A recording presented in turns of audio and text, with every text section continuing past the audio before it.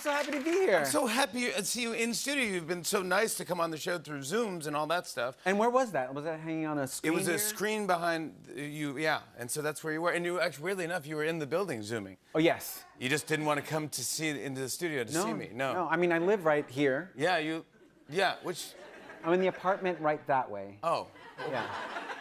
Are we too loud or are we fine? Oh, you're totally fine. Okay, good, yeah. We have to talk about your projects. We don't really have to, but I want to mention them. Quickly? Yes, you're on Big Mouth on Netflix this Friday. You're a voice of one of the characters. Congratulations on that. And then another announcement came out that I was very excited. I should have congratulated you. Sorry about that, but congratulations. You're going to be one of the voices in the new Super Mario Brothers movie. Yeah. The movie. Movie. Yeah. Movie. It's called a movie. It's called a movie. Google it. And Look it up. Look it up. Yeah. In the dictionary. Yeah. It's called a movie. It's a movie. How long have they lasted? I don't know. Decades? Look it up in the thesaurus. Yeah. Another name for it is film. Yeah. Yeah. Movies. It's called movies. Yeah. Yeah. Go to one. Be in one. Yeah. Do you remember encyclopedias? Yeah. Do you remember how big they were and how many you would have? Yeah, I had a whole collection. Yeah. Like that's what you went to. Like, well, we'll look it up. Yeah, everyone go, oh yeah, we'll look it up. Yeah. Yeah. Then Microsoft Encarta. Yeah. You know, stuff like that. Yeah. So yeah. we'll talk about stuff like that when we get out on the air. Oh, we're going to talk about encyclopedias and... Yeah, stuff like that. Yeah. Microsoft Encarta. You know, maybe bring up Prodigy. You'll go, do you remember Prodigy? And I'll say, yeah, I do. Then you'll say, oh, do you remember like they used to have like you dial in, you have the phone dial in. I'll get a laugh. But should I do it to the audience? Don't you feel like it should be like, do you guys remember? It should be more like that, like, right? No, yeah. So you come out.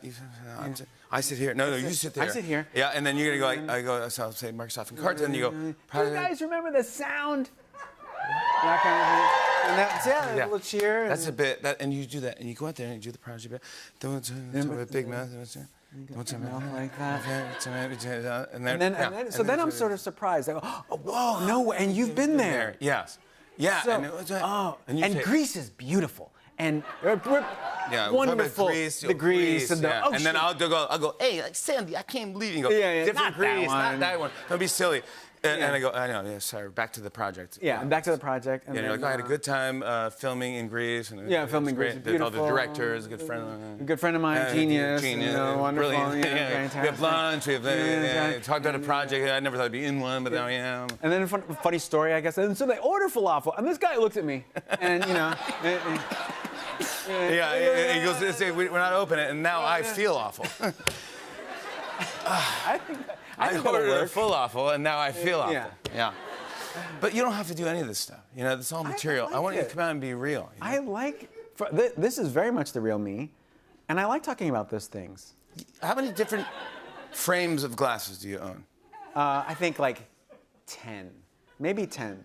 Now, are you getting to like an Elton John stage? I probably will. Right? Like you have like 100 different I don't frames know of if they'll be too like wild, but I do want to change it up a little bit. Would you ever wear red frames? What do you think? No, right? No. I don't think so, right? No. I think it's too much for you. It doesn't seem right. It's too much. You black frame glasses always. Yeah. But these are greenish. Olive, yeah. Now, I'm going to admit something to you that wow. you brought this up. And then we did not plan this. I was kind of like tired of the glasses I've been wearing, and today I was like, I just need something else for the show. Kidding me? So these actually don't have prescriptions in them because I went to this. Insane. And I'm not kidding. This is insane. I'm not kidding. We did not plan this. We did not plan this. This is insane. Yeah, they have nothing. They have nothing. Fake glasses. So But you like wearing them? I like. It just feels. It's part of your. It feels nice. I like the feeling of it. I agree. It fits you well. Yeah, I like the feeling. That's insane, dude. And so I stopped at the store. You came on my show and you're wearing fake glasses. Yeah, but I saw these because we might not even air this. But they're greenish gray, which I like. I like sort of gray green. You're wearing green shirt. Yeah. So I was just like, this might be exactly right. For real, I just saw these glasses. I was like, this will be nice. That's perfect for you. Red frames, I think, is too much. Yeah, and you don't do that. It's like. No. You know, I was at dinner the other night and we were talking about Norm Macdonald jokes. Yeah. God, we miss Norm Macdonald. Yeah. And I have Colin Quinn told me about this great Norm Macdonald joke. Yeah. Do you want to hear it? Yeah. And so Norm Macdonald goes, Yeah, I walked in and my mother and father are having sex. It was the most embarrassing 30 minutes of my life. That's a great joke. That's a fantastic joke. I can't top it. It's really funny. So It's good. really a funny joke. It's so good. But Greece was beautiful. It was the water. You can so clear. You can see through it. You can see through You the can see water. through the water. I've never seen through water. I mean, obviously it's water. I've seen through it, but when you're in it, it's like you look through the water No, and no, you you think, go in the okay, water- I'm not going to see through this, and they go, no, you're about to see through it. And then you're like, and I go, you know what? I actually felt like a kid again. Oh. And so we had another child.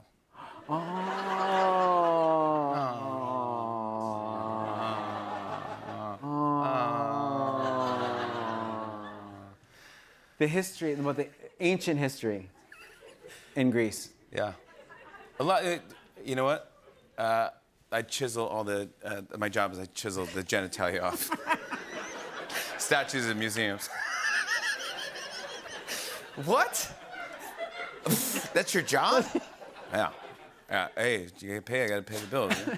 So I go to museums and I chisel. Jimmy, that one. That one. Jimmy, that one. Jimmy, that one looks like it. It's not one, but chisel it off anyway. Chisel. It could be one. We got these new ones. Chisel. And the nose on that one. And the nose. Just take the nose, chisel. Yeah. Why the nose? Well, it makes it look older. Trust me, you'll love it. When it's finished. Yeah. Oh my God, that's such an old statue. Actually, no, I just got it from Restoration Hardware. Yeah. I had a chisel. I had it chiseled last week. That's my job. That's your job? Wait, so Fred, talk to me about Big Mouth. You're in this the show, and who do you play? You're Nick Kroll's dad. I'm his dad, and it's fun to do. His name is Elliot, and it's based. The voice. This is for real. I know we've been doing a lot of bits. You guys are so patient and so nice. But it's. I did the voice to sound like Henry Winkler. Really? You know, because in interviews he's very warm. Wow! That's an amazing Henry Winkler impression. That is exactly him. Oh, thanks. That is amazing. Thanks. That actually sounds exactly like... You know what I mean, right? Yeah, because he's sincere and he talks about... You can hear a little bit of New York in there a little bit. Yes, a little bit. Oh, my gosh. And Dude, have you ever done this for Henry Winkler? No, I didn't think about doing it, but only for the voice for this. He's going to freak out. This is him. Wow, that's so nice of you. I want to show everyone a clip. Here's Fred in the new season of Big Mouth. Take a look at this. Okay, I get it. I've heard you. You don't love me anymore. You want a divorce, that's fine. All I ask is 100% custody of you. I don't want a divorce, Elliot. I just want to have a real conversation about our daughter having sex. Oh, you want a real conversation, do you? Yes, I do. Well, here's what I think. Leah's ready to have sex when Leah says she's ready to have sex because we made Leah ready to have sex when Leah's ready to have sex. I know, but you need to let me have my feelings about it. I'm yelling, but I'm actually very sorry about that. I'm yelling, but Fred, before Big Mouth, Fred Armisen, before you go, last time I asked you, I begged you to do some impressions, and you did, and you were very nice. And now I'm asking you again to do another thing. I don't know why I'm asking you to work, but Here's what we're gonna do. Okay. This is something I'd like to try. All right, this is what I'm talking about. Here we go. So what I want to do is, I want to give examples of strumming styles. But this is going to be like strumming styles of punk and alternative music from 1970 to 2000. This is a sort of truncated version of like how people played the guitar. So we'll start with 1970, and there were fewer like solos and stuff like that. It was a little more, had more like rhythm to it and percussion. So it would like, something like Velvet Underground was kind of like. Going down the boulevard with the flower. That kind of thing, right? So then like mid 70s, there was like stuff like the Ramones and like stuff at CBGB's. It very like very driving, like. I just wanna watch TV. My baby's giving me a lobotomy.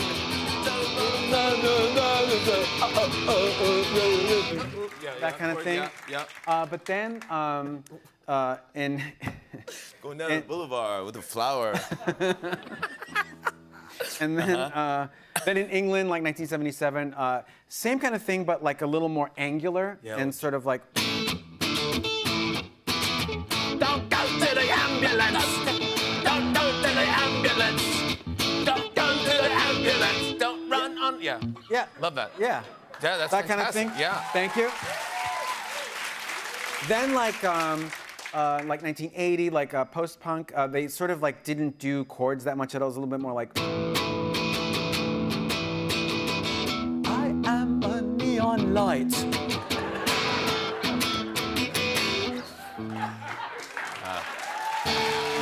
I am a neon light. I am the neon light. Yeah, it's great. Love that. Then early 80s, there was like a sort of like country music feel to like punk. It was kind of like.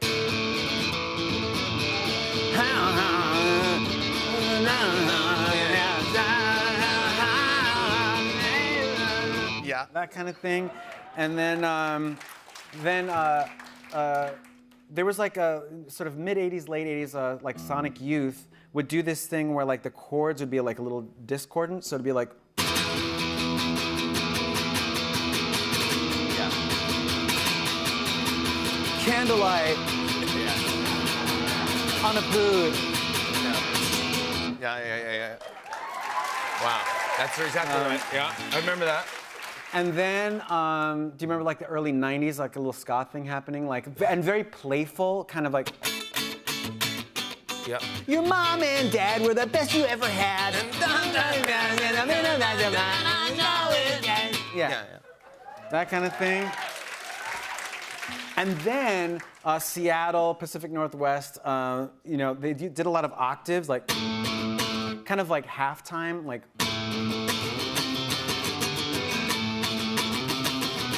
Yeah. Yeah. Yeah, exactly. And then like Sleater Kinney would be like more single notes. Don't go so slow. Don't out of control. Yeah, that's right. Yeah, I love that. And then like 2000, things got very melodic, a lot of clear chords, you know. Like crooning, a lot of like happy singing, you know, like. Come out with me again. Oh, remember that? I'd like to take you to the stratosphere. Oh, yeah. Yeah, you know, like.